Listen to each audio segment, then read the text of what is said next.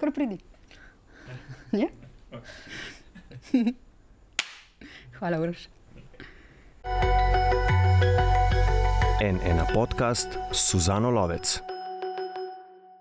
Lep pozdrav, spoštovane poslušalke, poslušalci, gledalke, gledalci. To je še en N1 podcast. Z mano sta danes Lana Gobec iz Legebitre. Živjo. In dr. Barbara Rajgelj iz Pravne mreže za varstvo demokracije, sicer tudi profesorica, predava pravo na Fakulteti za družbene vede. Živjo. Živjo. Dobrodošli obe, tudi vama. Lep pozdrav in upam, da se dobro počutite v našem studiu. Super, zaenkrat se.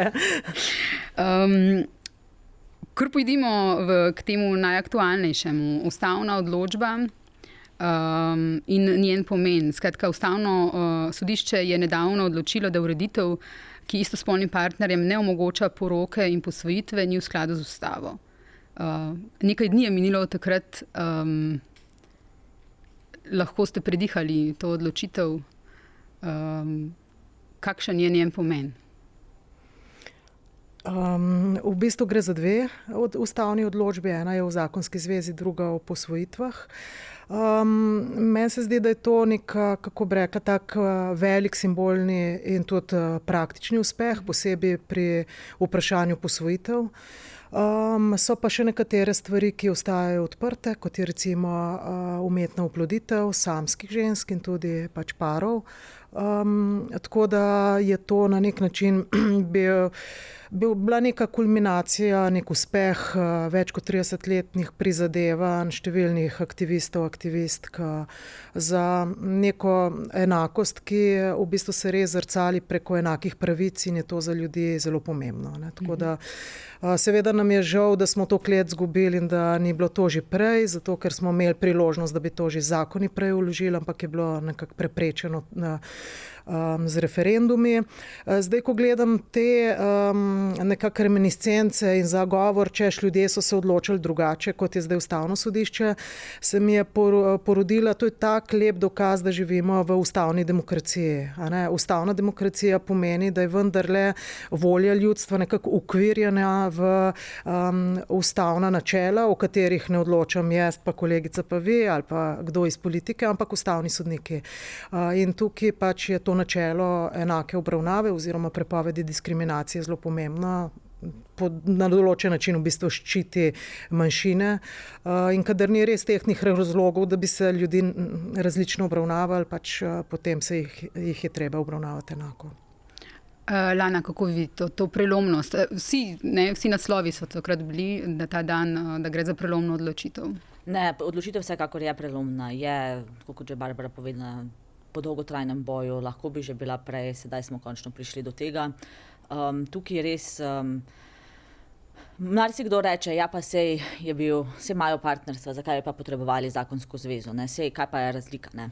In ko imaš ti zakonodajo, ki v bistvu že v originalu nekako razlikuje neka partnerstva, neko vrednost partnerstva, če ne drugo, kot da v imenu že daje vedeti družbi, da je nekaj manj vredno, da je nekaj drugače, da nekaj ni tisto, kar pač naj bi bilo v družbi sprejeto. In že tukaj je ta odločba glede zakonske zveze izjemno pomembna, da je zdaj tukaj že na tej simbolni ravni enako je, popolnoma enako je. Ne glede na to, koga ljubiš, s kom se želiš poročiti, pravno je pač dolžnosti in pravice so popolnoma enake in ime je popolnoma enako. Tako da to je eno sporočilo v družbi, kot pa seveda tudi še posebej pri posvojitvah ta pravne posledice, da resnično prihaja sedaj do enake obravnave, da ni zdaj nekdo izključen iz postopka, spet samo zaradi tega, s kom je v partnerstvu. Saj ni bil zaradi česarkoli drugega izključen.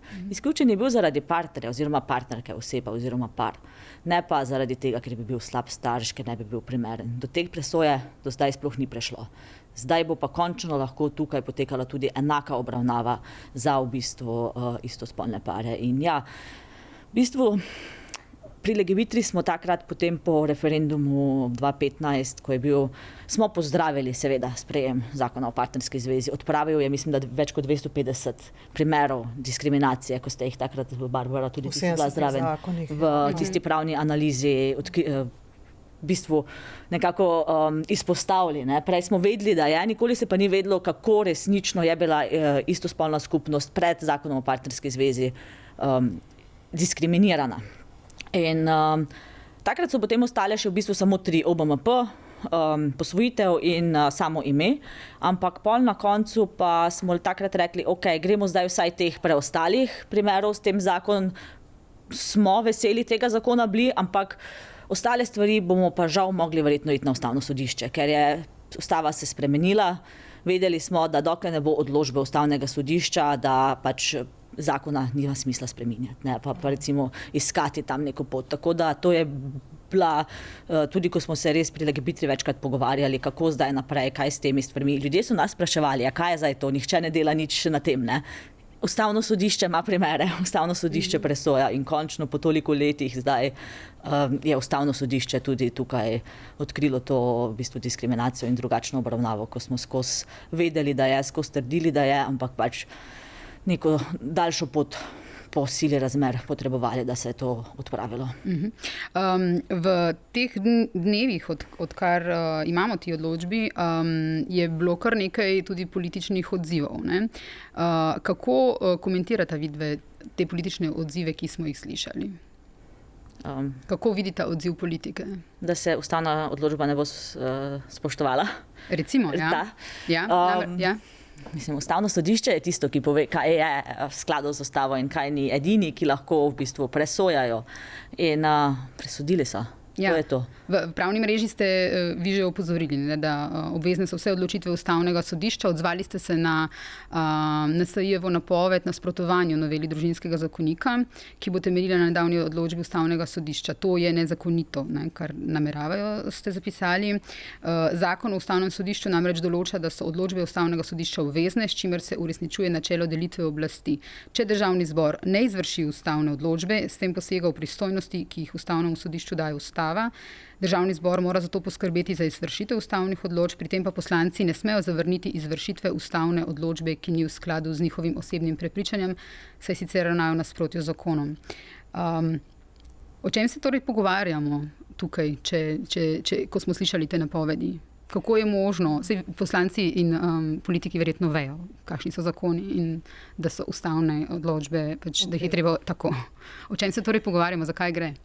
V bistvu ne morem reči, da je to prvo nespoštovanje ustavnih odločb, ampak je pa to prvo eksplicitno pripoznanje in, kako bi rekla, tako aktivno izkazovanje aktivne ignorance in odpora do odločitev Ustavnega sodišča. Do zdaj jaz se ne spomnim primera, da bi kdorkoli v političnem prostoru rekel, mi razumemo, kaj odločba pravi 1 in 2, ampak mi bomo naredili -1 in -2. Kako bi rekla, te arogance,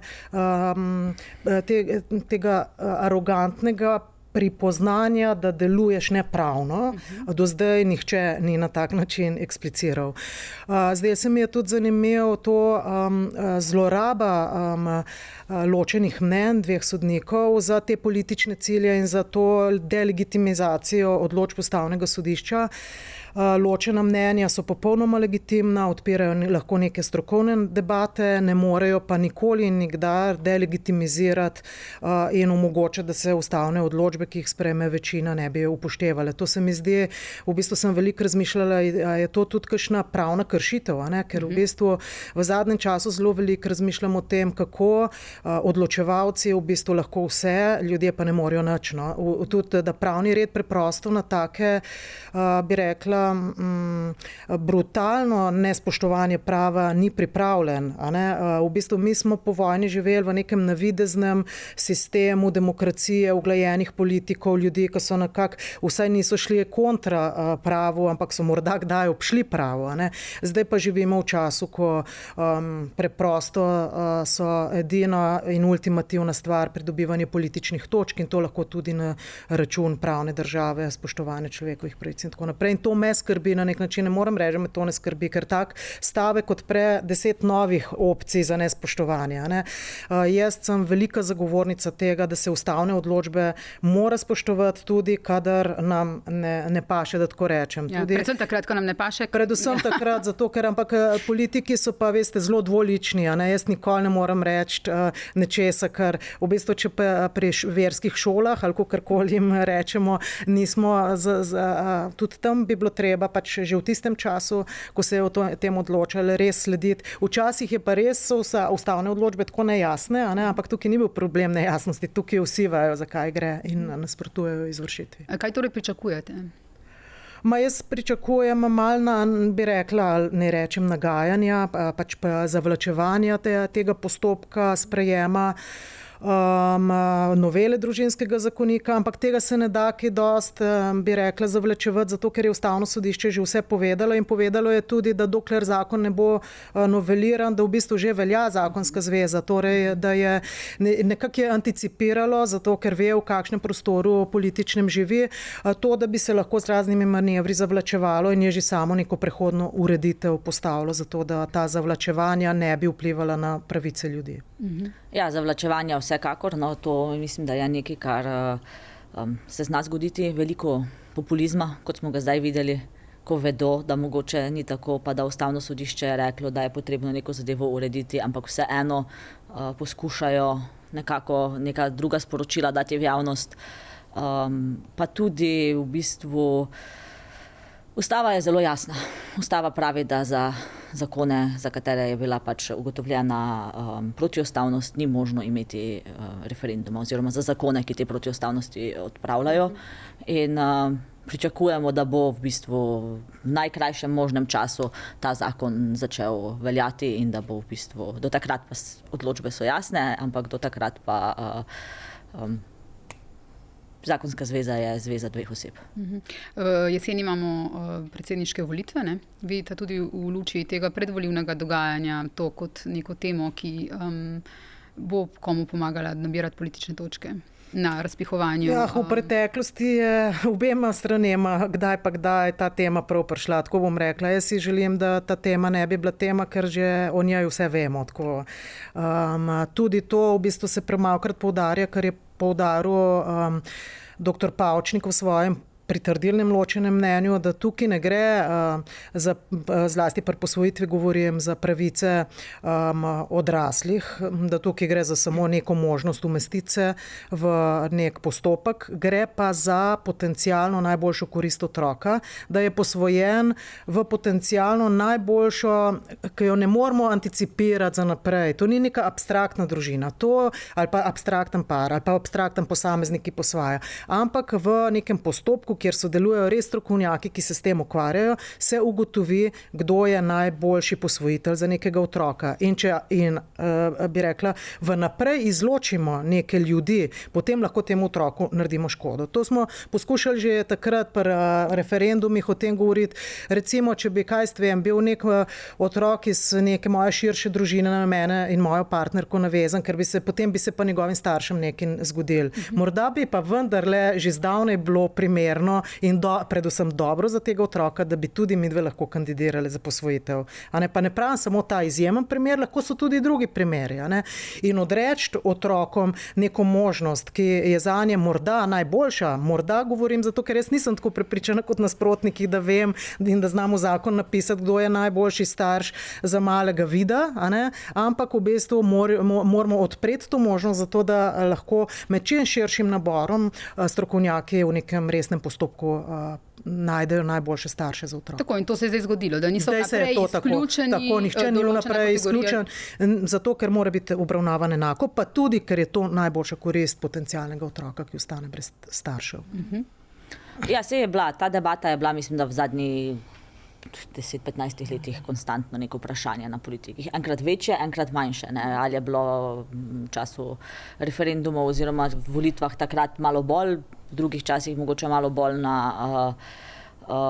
potisnjeno na stranski tir, ampak Žal se vedno nekako poskuša na tem ali pridobivati politične točke ali pa v bistvu nekoga strašiti pred nekim strašnim, ne vem, ideologijo, ki v bistvu sploh ne obstaja, ki so samo ljudje. In tukaj vemo vse, kaj je bilo napisano po družbenih omrežjih, tudi po teh odločitvah Ustavnega sodišča. Kaj se bo dogajalo, kaj bo z otroki, ta strašenja, ta v bistvu razpihovanje nekega sovraštva in nekega strahu, ki je povsem nerealen. Ne? Točno to je, nerealen je. Ne? Bo se pa, se dogaja, se verjetno tudi bo dogajal, zdaj ali več ali manj zaradi še teh dvojnih volitev, to je sicer težko predvideti, ampak se mi zdi tukaj pomembno, da se pa potem ravno te neke zgodbe o realnem življenju, da v bistvu ti strahovi so neupravičeni. Mislim, če sam pogledamo posvojitve, zakonsko zvezo, mislim, da smo zdaj 17. evropska država, ki to ima, in v tistih državah ni do ničesar takšnega prišlo, o čem strašijo, kaj naj bi bilo, konec sveta, apokalipsa, konec tradicionalne družine, konec matere in očeta, ne.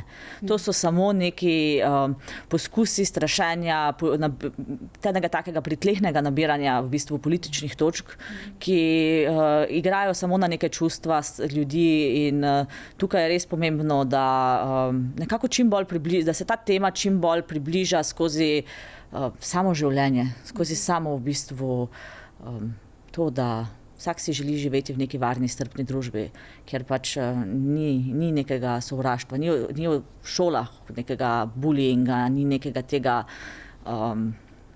strahu pred nečim, kar sploh ni dejanski strah. Vse o tem bi tudi rada še govorila. Predsodki v naši družbi in kako jih, zdaj smo nekaj že govorili o tem, kako jih politika izkorišča, podpihuje.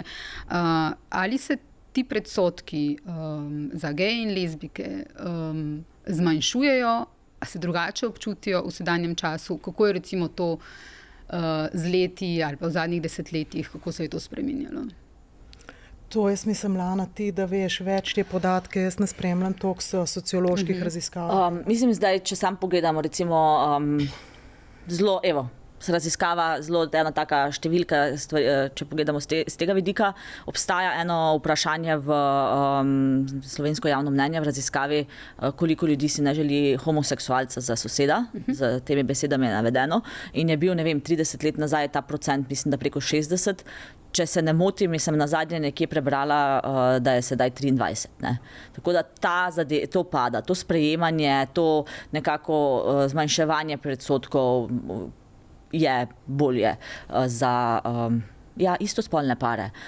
Recimo, če pogledam sam na Legibitru, Legibitra je nekako v začetku, v konec 90-ih, ko se je ustanovila, to so bili v bistvu skupina za istospolno usmerjene. Ne? Sedaj na našem pa svetovalnem programu, recimo pa na našem mladinskem centru, imamo pa veliko več recimo transspolnih oseb, ki potrebujejo več podpore, ki potrebujejo več neke družbe, ker ta tema, transspolnost, pa še vseeno je v družbeno manj sprejeta, je manj, več je neznanja o njej in lažje je potem zaradi tega, ker je več neznanja, več nerazumevanja, je lažje strašiti. In če zdaj pogledam res iz te neke naše perspektive oziroma tega, kaj Legibitra dela, bi rekla, da tukaj se pozna, da se k nam obrača več transspolnih oseb, tudi zaradi tega, ker za istospolne, še posebej v, ne vem, v urbanem okolju je nekako v Sloveniji že zelo okej sprejemanje. Ne? Seveda nikjer ni perfektno, vidimo, kaj se je na Norveškem zgodilo, vidimo, kaj se recimo dogaja. Ne? Niso to popolnoma varnega okolja, žal ni. In vseeno pa za geje in lezbike tukaj se je, mislim, da marsikaj spremenilo, izboljšalo, tudi zaradi vseh teh v bistvu odločitev o partnerstvih, od kako se je počasi v 33 letih, mislim, da je tega boja za enako zakonski zvez ta tema nekako približala javnosti. Me pa tudi zdaj veseli, ko sem videla, recimo na Facebooku so bili zapisi ene transspolne osebe, ki je na zelo oseben način nekaj dni nazaj zelo dobro približal to, kaj to pomeni, kaj je ta oseba šla skozi. Pa enega očeta, ki je pa iz njegove perspektive povedal, kaj pomeni biti oče transspolnemu otroku. In to so tiste zgodbe, ki potem ljudem res približajo, ki jim odstranijo to tančico, ki zmanjšajo strah in so zelo, zelo pomembne. In to je bilo, mislim, da zdaj vse v zadnjem tednu se je zdaj to pojavilo in dokaj šlo okrog in je tako, to je tisto, kar v bistvu na koncu tudi spreminja družbo in dejansko pomaga, da postajamo neka bolj strpna družba. No, tudi o transspolnosti načrtujemo en podcast oziroma eno temo posebej, ker je absolutno treba o tem več govoriti. Če se vrnem nazaj k odločitvi Ustavnega sodišča, pogledala sem si ta filmček Od Poncija do Pilata, ki je bil v Cukrarni predvajan. Gre za kratko zgodovino sprejemanja družinskega zakonika. In konča se nekako tako, in tako smo zdaj tu, po 8 predlogih zakonov, po 4 sprejetih zakonih, po 2 referendumih, po enem odločitvi Vrhovnega, eni odločitvi Okrožnega sodišča in po 6 odločitvah Ustavnega sodišča. Ko človek gleda teh skoraj 40 minut o tej poti, o vseh zakonih, o vseh sestankih, o vseh referendumih, o vseh odločitvah, o vseh kompromisih, ki niso bili kompromisi. V bistvu so samo našteti faktografski podatki, nobenih čustev ni v tem filmu, ampak nekako te prizadene. Koliko časa traja, da nekdo se lahko poroči z nekom, ki ga ima rad. Mislim, mene osebno je prizadel ta film. Tako da, kako je odmeval recimo ta film, ko ste predvajali? Se pravi, v njem ni čisto nič čustvenega, zgolj našteti faktografski podatki. In še to ne vsi. In še to verjetno ne vsi. Ne?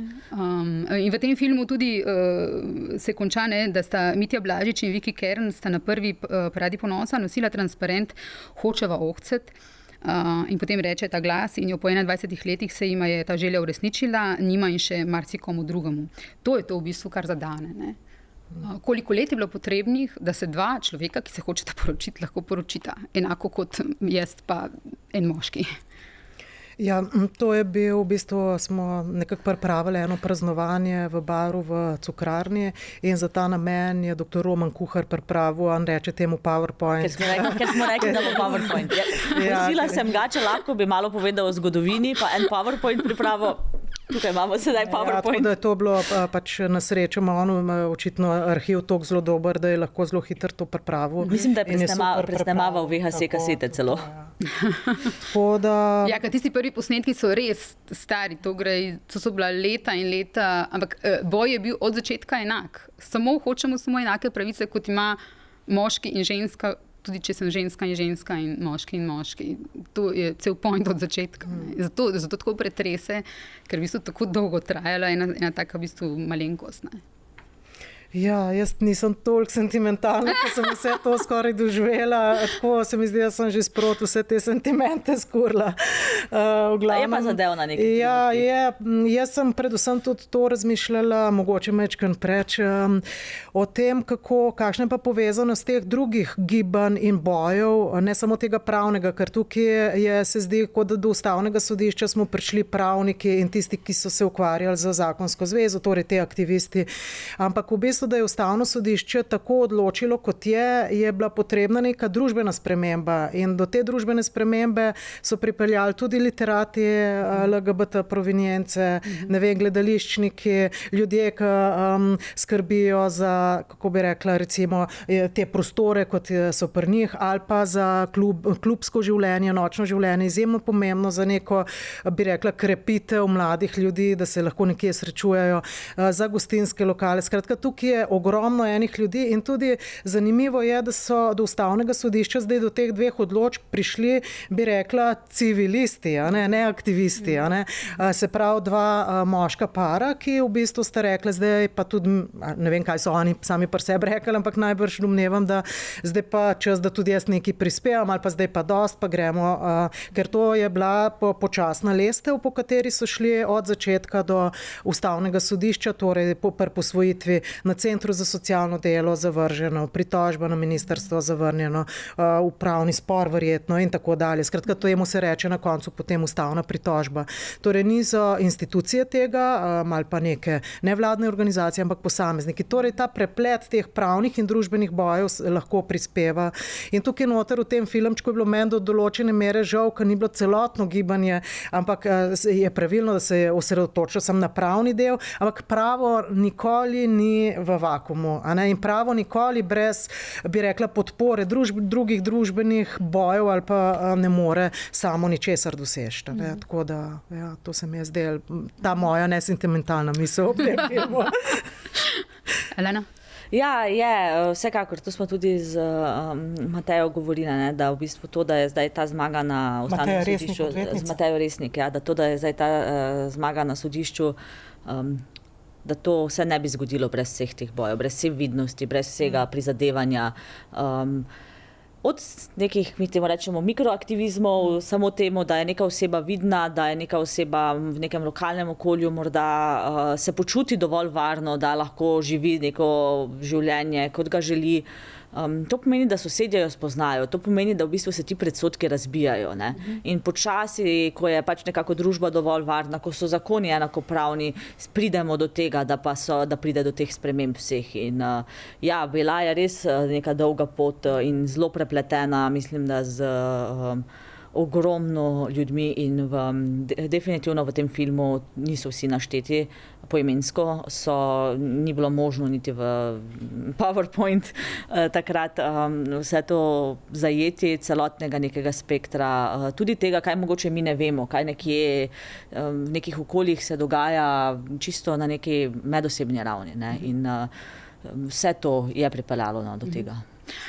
Jaz bi zasledila sem zdaj, ko se je pri NSI-ju pojavilo to nasprotovanje tem odločitvam, se velikokrat to zvede na ta tako imenovani zdravorazumski argument, da je najboljša oblika družine, družina mame, očeta in otroka. In sem čutila že ta vikend kot novinar, ki pač je zavezan dejstvom, povedati javnosti, da v bistvu to ne drži. Da obstajajo raziskave in da tudi politiki vejo, da ni samo ena oblika edina in najbolj dobra za otroka, ker obstajajo znanstvene raziskave, dolgoročne znanstvene raziskave. To je recimo britanska znanstvena revija New Scientist, navaja jasno, že pred leti, da so znanstvene raziskave na to vprašanje dale jasne odgovore. Pišejo, da so dolgoletne študije lezbičnih družin pokazale, da lahko dve mami zagotavljata prav tako dobro vzgojo otroka kot heteroseksualni par. Tudi študije gejevskih družin z dvema očetoma so prišle do enakega zaključka.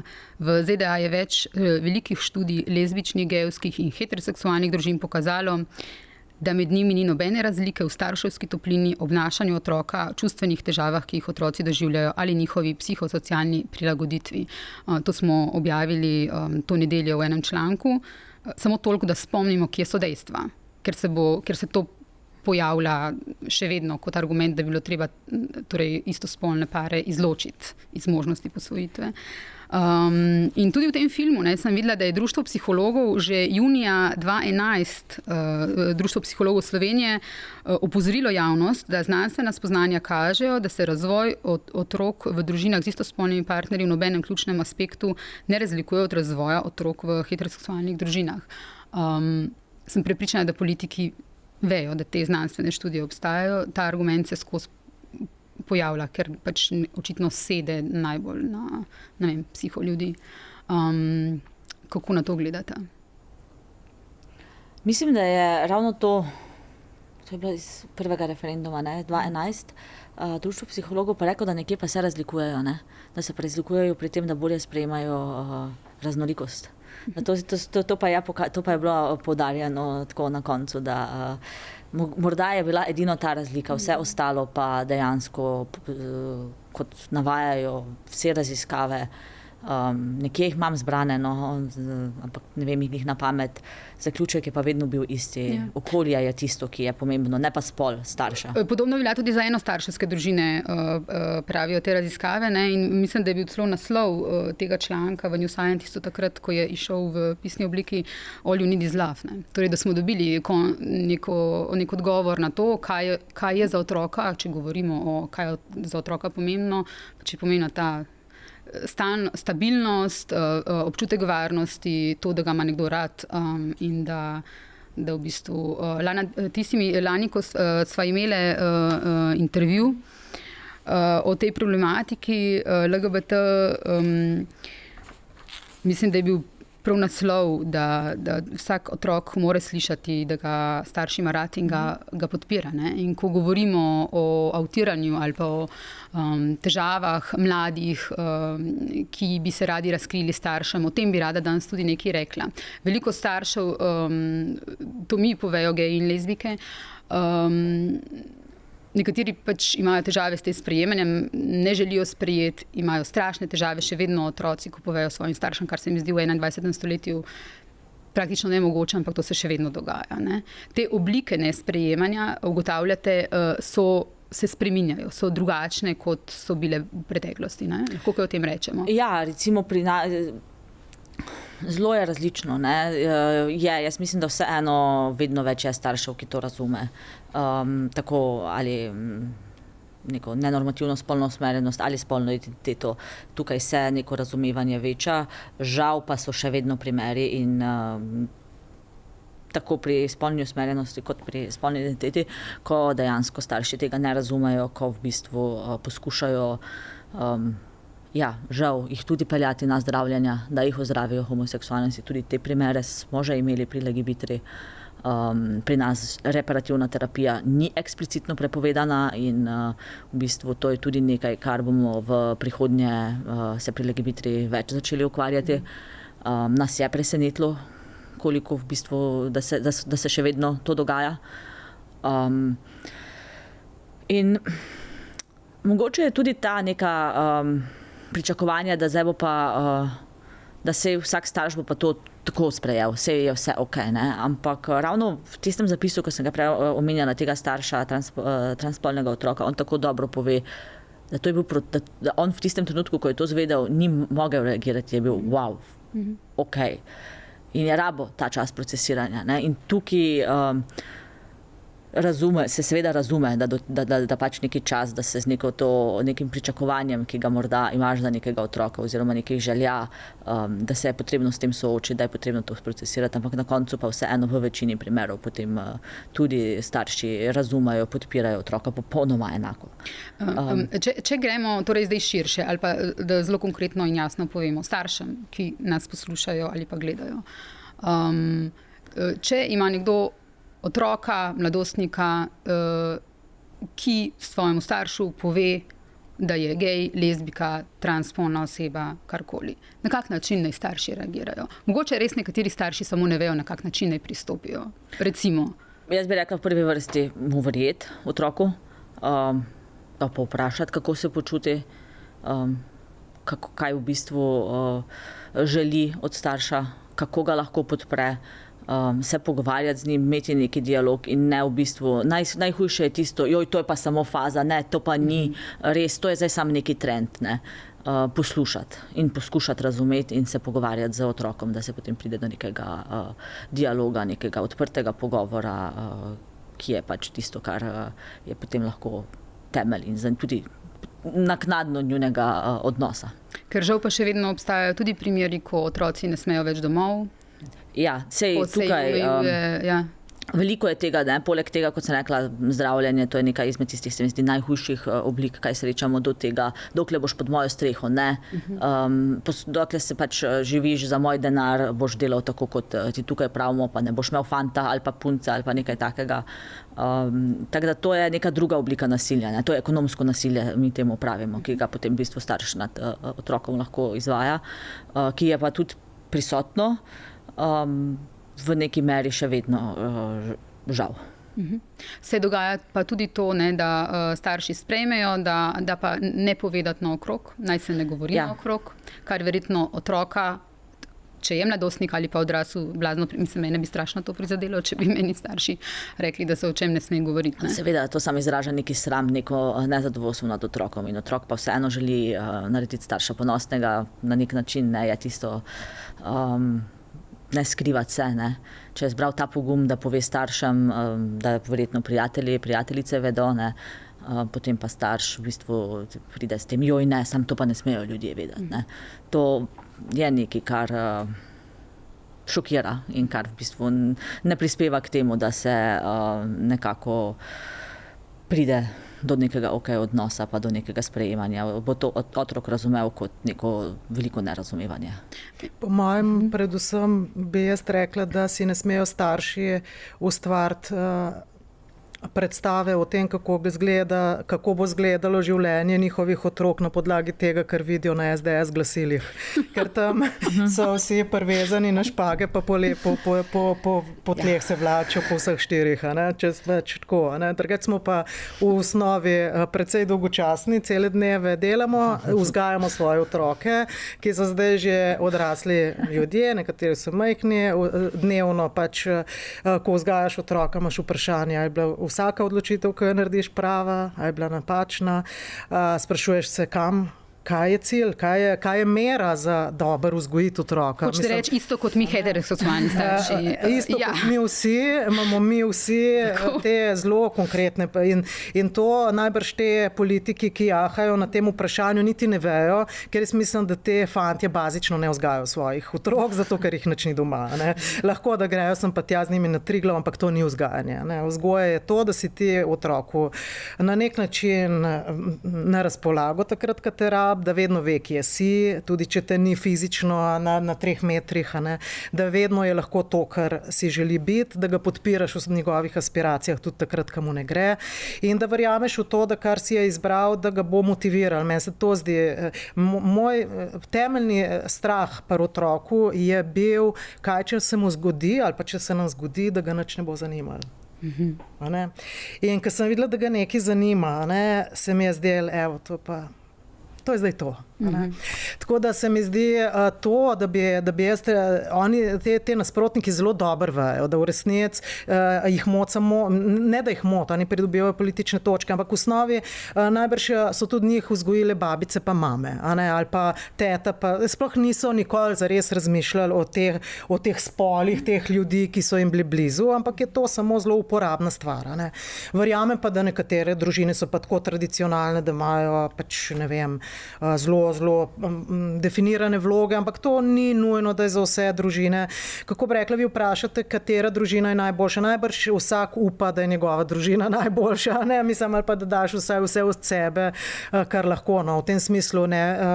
Tako da jaz samo upam, da nikomur, ki bi rekla, pride do tega vprašanja, da je otrok trans ali pa istospolno usmerjen, se ne zateka v kakšne, bi rekla, propagandni materijale z stereotipi. In v končni fazi, najbrž so to neki prijatelji, s katerimi se o tem pogovarjaš. Z nekom se moraš pogovarjati. Tudi bi rekla, ni nič nenavadnega, če te to zadane. Jaz sem tudi se spraševala, mislim, a me bo presenetil, če bi bil sin gej. Kva bom pol naredila? Kva bom rekla? In pol sem že tako, za vsak slučaj, da bi se zavarovala, sem ga kdaj vprašala in rekel, da je nekaj. V glavnem, pač vsak se o tem sprašuje. Normalno je, da če si ukalupljen v neke vzorce, ki so, ne vem, do desetletni ali pa stoletni, pač neke bolj prisotne norme, da porabiš za to, da malo, kako bi rekla, okrušaš to normo, da rabiš neko energijo in čas in da nič nenavadnega ni, če se staršem pač zgodi za en hip ali pa za več hipov nek šok ali pa pretres. Zato so prijatelji v končni ali pa družina ali pa kdorkoli sorodniki, v končni fazi pa tudi nevladne organizacije. No, ampak če bi sin rekel, da je gej, kaj bi rekli? Ja, prav, gremo dalje, v redu, gremo na drink. Ampak hočem reči, jaz tudi nisem nekonzervativna. Mi vsi smo v svojem jedru konzervativni, ker smo se urodili v neko tradicijo, v nekaj, kar je vsak ta preskok, kako bi rekla, eno to stopničko čez, imaš neko pravka, ne? Ampak moraš pa pač vedeti, da niso vsi ljudje v istem trenutku na isti tej stopnički, da eni imajo ene druge upravke, ki jih imaš ti in da to pa lahko preskočiš skupaj z njimi, sam če jih poslušaš in če se tudi sam, bi rekla, okrepiš z informacijami in res Bog ne daj, da se okrepljuješ z informacijami, ki prihajajo iz toksičnega, strupenega vesolja. Ne? Tako da to bi pa res položili. To je to procesiranje, ne? Lahko pride do šoka. Ravno zaradi tega se razume, zakaj lahko pride do šoka, da mogoče je potreben dan, dva, preden lahko o tem spregovoriš, ampak na koncu pa ravno to je potrebno, o tem spregovoriti, se poslušati. Kam pa taka toksična politika ali pa izkoriščanje politike teh tem privede, pa lahko vidimo na primeru recimo Madžarske, ne? Ja, vsekakor. Tam je bila v bistvu popolnoma izrabljena ena tema za pač ta referendum, za politični boj, za ustvarjanje neke družbene klime, ki vodi v neko to polarizacijo in v neko sovražnost. In ni to samo Madžarska, ne? Se v bistvu vsa ta neokonzervativna skrajna desna gibanja poskušajo to narediti. Ravno skozi neke, ne samo na tej temi, na vrsti teh tem, poskušajo nekako radikalizirati in v bistvu polarizirati družbo zato, da ustvarjajo neki konflikt, ki je v bistvu samo navidezen, ne? Ki ne obstaja, ampak ga skozi to, da širijo te strahove, te predsodke, te laži, ker to so laži, zato, da v bistvu neki ustvarjajo ta konflikt. Pred meseci se je zgodila na nacionalni televiziji ena oddaja, v kateri je gostovala igralka Mija Skrbinac. Novinarka Večera Urška Mlinarič je napisala izvrsten članek po tej oddaji in govori o avtiranju. Zdi se mi pomembno, če že tukaj govorimo o avtiranju, da povemo, da na kak način pristopati k avtiranju. Ne? Tukaj je bil zelo poudarek na tem, tako pravi klinična psihologinja dr. Mojca Šoštarič Zvonar. Iz varnostnih pa tudi čustvenih razlogov ima vsak pravico informacijo o svoji spolni usmerjenosti kot intimnem delu identitete zadržati zase. Lana, vi ste takrat rekli, zaradi stigme drugačnosti, napadov in stereotipov, ki jih LGBT osebe še vedno doživljajo v določenih okoljih, je odločitev, kje, kdaj in kako se bodo razkrile popolnoma njihova presoja. Urška Mlinarič, ki pa tudi sicer izvrstno piše o teh tematikah, sistematično jo pokriva že leta in leta, ena redkih novinark in novinarjev, ki res veliko piše o tem in se ukvarja s človekovimi pravicami. Je pa napisala Barbara o vas, da je o tej televizijski oddaji najboljše, da ste vi komentirali na Facebooku. Postopnega razkrivanja in pomen postopnega razkrivanja. Namreč vi ste napisali takrat, razkritja potekajo v koncentričnih krogih. K vsakemu teh krogov daje soglasje oseba, ki se razkriva, ker vsak krog zahteva pripravljenost in nabirko moči. Razkritje na nacionalni televiziji je zadnji krog tega pekla. Skratka, to v koncentričnih krogih, to pomeni, če spet mogoče izkoristimo ta trenutek za osveščanje ljudi, staršev, kolegov in tako naprej, to pomeni, da ko jaz povem nekomu in da je drugi krog, čisto nek drugi krog, da nekdo potem to izkoristi pa pove vsem drugim ali pa je razlika ali povem to 3 ljudem ali povem to na nacionalni televiziji ali povem to na neki znotraj neke recimo lezbične skupine ali okrogle mize ali karkoli. To je to, ne? To ste imeli v mislih. Ja, mislim, v osnovi bi mogoče vsem zdaj z neke perspektive na takrat daljše rekla, da mogoče ta zdrs te novinarke, moderatorke, voditeljce, da je bil mogoče dobronameren v smislu, vse to ni nič tacga, ne, v tem smislu, ne, ampak vseeno je pa to, ali je to kaj tacga ali ne, vseeno še vedno stvar, ki jo je treba prepustiti tej osebi. No. Ja. Jaz zdaj točno teorije ne poznam, verjetno je tukaj velika nekih raziskav v zvezi z razkritjem, ampak jaz sem to iz svoje izkušnje, ampak ta moja izkušnja je pač stara, bi rekla, zdaj 20 let, ne, od tem prvem koncentričnem krogu in potem tem, da rabiš nekaj časa, ko si v prvem krogu, recimo, da so to ponavadi so prijatelji, ni pa nujno, pri meni je tako bilo, so šolci na faksu, potem v bistvu rabiš nekaj časa se stabilizirati in se nekako, kako bi rekla, začutiti to, da si varen zdaj v tem krogu, ne? In potem naprej in starši niso dostkrat prvi, ne vem, kakšni so podatki, ne? Ampak pri meni vsaj niso bili pa pri mojih znancih. Ne, nacionalna televizija je pa najbrž res ta zadnja. Če se prav spomnim, mislim, da so prijatelji tisti po raziskavah, ki so mogoče brate, sestre tudi so zelo blizu. Ja, odvisno, no, ampak ne me tukaj za besedo držati, ampak mislim, da smo imeli nekaj v eni raziskavi, da v bistvu, oziroma da je bilo v katerem krogu ste razkriti in je bilo največ v bistvu prijatelje. Ampak ja, mislim, da ravno tu smo spet pri tem, kaj smo prej govorili, tem procesu. Ne? Skozi ta proces ne gre samo starš, gre lahko tudi LGBT oseba, ker družba je normativna. Družba nam daje neke norme, nam daje vedeti, da če pa nisi heteroseksualno usmerjen ali pa če tvoja spolna identiteta drugačna, si drugačen oziroma raznolik, poskušamo tu nekako govoriti. In je to potem tudi proces lahko za samo LGBT osebo. In ta zapis takrat je bil, mislim, da zelo na mestu marsikomu, kako v bistvu to zgleda razkritje in kakšna je razlika med tem, da nekdo nekaj pove na kavi, tudi osebi, ki je novinarka, kaj potem lahko pove v nekem okrogli mizi, ki je bila zelo malo obiskana in v bistvu na neki nacionalni televiziji. In takrat se je potem na nas tudi obrnilo Društvo novinarjev in smo potem nekako skupaj oblikovali neka priporočila, kako v bistvu ta razkritja kako naj novinarji nasloviti. Ja, točno to, kako to naslavljati, oziroma ja, ker lahko da je bilo res dobro namerno. Tukaj sej pa živimo v takem času, ko to več ne bi smelo biti nekaj velikega. Zakaj ne bi o tem govorili, ne? Da je izhajalo iz tega vidika? Ne? Jaz bi raje sam še to rekla, ne? Da zdaj, ko razmišljam, ko se to pogovarjamo, da že to, vi ste uporabili besedo pogum, ne? Da potrebuješ pogum, da poveš nekaj časa nazaj, nekaj vprašanj nazaj. In tudi način, Barbara, kako ste vi govorili, v bistvu to, da človek rabi pogum, pa da razmišlja, komu bo najprej povedal. Vse to ni zaradi tega, ker je homoseksualen, ampak zaradi tega, ker ve, da je okolje takšno, kot je. Skratka, zdi se mi zelo Mislim, jaz zdaj res moram poudariti, da sem jaz že mečkan starejša gospa v tem smislu.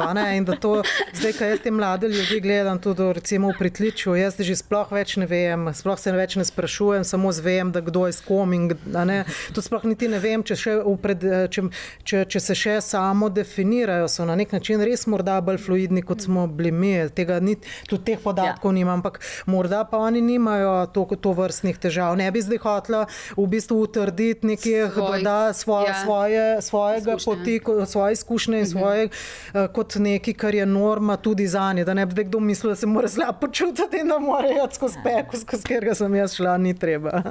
Tako da zato... Ne, vsekakor, ja, tudi mislim, da se družba spreminja in to se na nekih mlajših generacijah zelo kaže. Mislim, da je bila tudi raziskava Mladina 2020, kjer je v bistvu 60% ljudi reklo, da se opredelilo kot heteroseksualne. Ostalih 40 pa nekje vmesne, kar je izjemno velik odstotek dejansko, oziroma ali pa niso hoteli o tem govoriti ali pa karkoli takega, ampak vseeno ta odstotek je bil dokaj velik. Okay, če smo prej dali neke nasvete staršem, kako ne reagirajo, ko jim otrok pove, da je normalno ali pa da so lahko tudi v šoku. Ali pa v nekem spraševanju, kje ne iščejo, torej, da vejo, da lahko iščejo koristne informacije, recimo tudi na vaši organizaciji, da se lahko obrnejo na vas, imajo vprašanja, kako naj se obnašajo in tako naprej, da se lahko poučijo, da teh informacij je ogromno in da ni treba, da tavajo v nekih strahovih ali, kot ste vi rekli, Barbara, nekem tem toksičnem okolju političnem, ki daje napačne odgovore na ta vprašanja. Kaj lahko rečemo za mlade? Če nek mlad človek si želi razkriti, kaj mu lahko rečemo, recimo? Da ne počne to tako, kot je tej osebi se zdi najbolj primerno. Takrat, ko se počuti varno, v okoljih, v katerih se počuti varno. To je tista osnova, ki je najpomembnejša. Ne? Ni samo razkritje ali pa vidnost tista, ki je najpomembnejša, ne? Ampak tudi to, da oseba se počuti varno. To je osnova. In v nekem okolju, ki recimo zdaj delamo mi dosti tudi z raznimi podjetji, tudi večjimi kakšnimi firmami, ravno na tem, ne, kako v bistvu se LGBT osebe v nekih delovnih okoljih počutijo varne, ne, kako so razkrite. Ne. In če bo oseba na delovnem mestu, recimo v tem primeru, slišala neke homofobne šale, če bo pač poslušala o tem, kako pa, ne vem, zdaj, kaj se bo zdaj imajo za poročati, potem se ta oseba v tem okolju ne bo počutila varno in se ne bo razkrila. In vse posod je tako. Ko pa ti ustvarjaš neko to vključujoče okolje, se bojo te osebe lahko razkrile, lahko počutile varno. In mi potem na delovnih mestih seveda rečemo, bo potem pač tudi produktivnost večja, ne? Zaradi tega, ker ko si ti srečen, ko si ti lahko to, kar si v bilo kakšnem okolju, boš tudi z veseljem se vračal v njega in v bistvu v njem delal. Ne? Tako da to je en proces, ki gre z roko v roki, tako z celotno družbo, kot v bistvu z LGBT osebami in je zelo odvisen eden od drugega. In tudi v šolah bi lahko marsikaj več naredili, zato da bi se dijaki počutili varnejše, oziroma da bi se počutili dobro v svoji koži, ne? Jaz pa lani tudi govorila v intervjuju.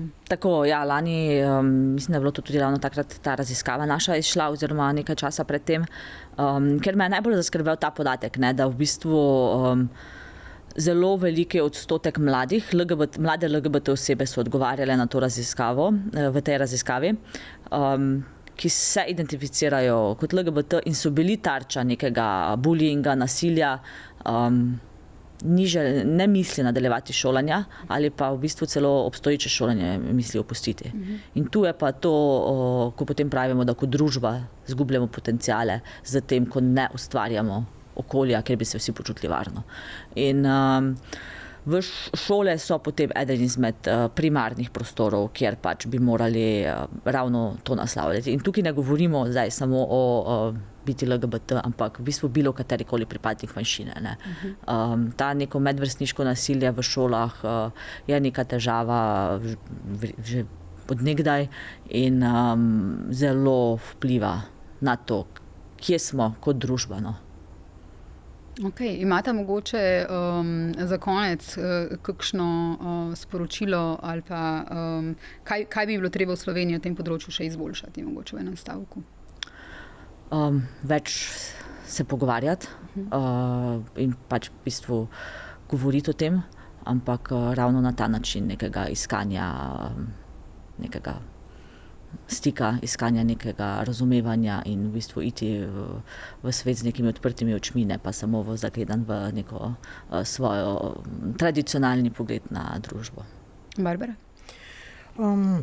Jaz kot pravnica bi pa v bistvu opozorila na odprt problem umetne oploditve, kar se mi zdi, da starševstvo ne more biti, to je stvar želje skrbeti za otroka in ga pač nekomu dati priložnost, da zaživi neko svoje življenje in ga potem spustiti. In da to ne more biti odvisno ne od spolne usmerjenosti, ne bi rekla od tega, imaš partnerja ali ne od tega, si ploden ali nisi, ne od tega, a imaš spolni odnos ali ga nimaš, ker to je samo pač ena od možnosti in samo en, bi rekla, mikrometer strševanja, da tako rečem. In mislim, da moramo o tej zadevi bistveno več začeti razmišljati, kako omogočati ljudem, ne samo, da pač imajo otroke, ampak da jih tudi potem lahko lažje vzgajajo. Recimo, za mene moram reči, da starševanje je bil nek do določene mere napor in občasno tudi zapor. Seveda je napor. Naporno je, vi ne boste upali reči, da je zapor, ampak jaz pa kar rečem, ko vse rečem. Ampak v glavnem pač otrok rabi prisotnost, pač ni hotel biti sam doma, ni hotel iti z mano ven, sem rekla, greš z mano v trgovino, ne grem, boš sam doma, da grem jaz v trgovino, ne. In potem pač, to so te bitke, ki v bistvu jih biješ z nekom, ki je odvisen od tebe. In to pomeni biti starša, da se s tem vsakodnevno biješ in potem pač nekdo odraste nafta in si vesel, da si te bitke bil v glavnem in da si tudi malo vmes v zaporu. V glavnem in to je pa nekaj, kar v bistvu v današnjem svetu se do določene mere ljudje težje odrekajo tej svobodi, ki jo imaš, če nimaš otrok in tako naprej. In to moramo, zato ker tudi slogi življenjski v bistvu zahtevajo to, da si ti skozi na razpolago, bodi si za svojo službo, bodi si skratka nekim v podjetništvu in tako naprej. In je treba na nek način, na nov način začeti gledati starševanje in omogočati ljudem, da imajo otroke, da jih zasnujejo in da jih pač vzgajajo na način, da jih to ne omeji popolnoma v siceršnjih željah, zato da se vendarle odločajo. Meni se zdi fajn imeti otroke, zdi se mi pa, da imaš vso pravico, da jih nimaš, vso pravico imaš pa tudi, da ti država omogoči, če si ga želiš, da ga imaš, ne glede na način, na katerega pač živiš ali pa se ta otrok zasnuje. Tako mislim, da moramo tukaj začeti novo, bi rekla, zgodbo, ker smo tukaj tudi šli v velik konzervativizem. Veste, mi nimamo Amerike, nam se teh 30 let ni začelo, ali pa bom tako rekla, začelo se je v podobnem času kot v Ameriki ta retradicionalizacija, ki je tam kulminirala v prepovedi splava. Pri nas pa v bistvu na nek način je bila kulminacija mogoče že malo prej. V 90-ih naš okolje je bil v 70-ih zelo odprt. Mi smo dolga leta imeli družinski zakon, torej zakon o zakonski zvezi in družinskih razmerjih iz 70-ih let, ki je bil najbolj, bi rekla, progresiven z vidika zunaj zakonske zveze, priznanja pravic in tako naprej. In tudi na področju umetne oploditve smo mi imeli izjemno odprto zakonodajo, ki se je omejila leta 2000. Neverjetno. Mi smo šli nazaj. Referenduma, seveda, ampak ta referendum je bil potem že popravek tistega, kar je bilo 1 ali 2 leti prej v Bajukovi vladi, se pravi, da smo omejili dostop do umetne oploditve. Samska ženska tako, nima pravice. Tako da v bistvu mi živimo neko tako zelo močno retradicionalizacijo. Zdaj mogoče zaradi teh nekih morda uspehov na področju pravic istospolnih parov se nam zdi, kot da gre svet naprej, ampak ne gre za vse. In ne gre za vse enako hitro in ne na vseh področjih. Celo zelo nazaj smo šli. Tudi recimo družinski zakonik je šel leta 19, ko je bil zdaj ta zadnja verzija, ko je začela veljati, pri posvojitvah heteroseksualnih oseb smo mi iz 70-ih let imeli pravilo, da lahko posvaja samska oseba pod enakimi pogoji kot par. V tem novem zakonu je pa, da par posvaja, samska pa samo izjemoma. To je spet neka nepotrebna retradicionalizacija, se pravi, že tukaj na simbolni ravni, pa tudi ta izjemoma bo opredelilo pač Center za socialno delo in njihovi strokovnjaki v tem postopku, kdo je zdaj bolj primeren. In to pa vidite, kako v bistvu tukaj neke ideje, kako bi svet moral biti ustrojen, v bistvu se umeščajo v zakonodajo, kamor nas sodijo. Okay. Najlepša hvala. Nekaj imam še za podčrto. Lana, vi ste bili veliko v medijih pred volitvami, ker ste januarja bili presenetljivo na presenečenje vseh v svetu stranke Lide Igorja Zorčiča. A vam je kaj žal za ta izlet v politiko? In kaj je to bilo? Ni bil izlet v politiko. Jaz sem že politično aktivna v bistvu od mojega 19. leta. To nikoli ni bila neka skrivnost. Ampak nikoli niste bili na različnih levelih. Takrat, ko se je decembra ta zgodba začela sestavljati, se mi je zdelo nekaj, kar pač se potrebuje, zaradi ljudi, ki so bili vključeni, poleg še tudi nekaj, kar je imelo potencial. Ko se je pa potem žal kar hitro izkazalo, da temu ni tako, da grejo stvari v neko napačno smer, sem pa tudi jaz se umaknila in izstopila. Izstopili iz stranke. Ja. Okay. Najlepša hvala obema še enkrat za sodelovanje v tem podcastu. Upam, da smo odgovorili na kakšna vprašanja, upozorili na potrebne stvari. Hvala tudi vsem gledalcem in gledalkam, poslušalcem in poslušalkam in vidimo se že in slišimo naslednji teden. Hvala vsem. Hvala.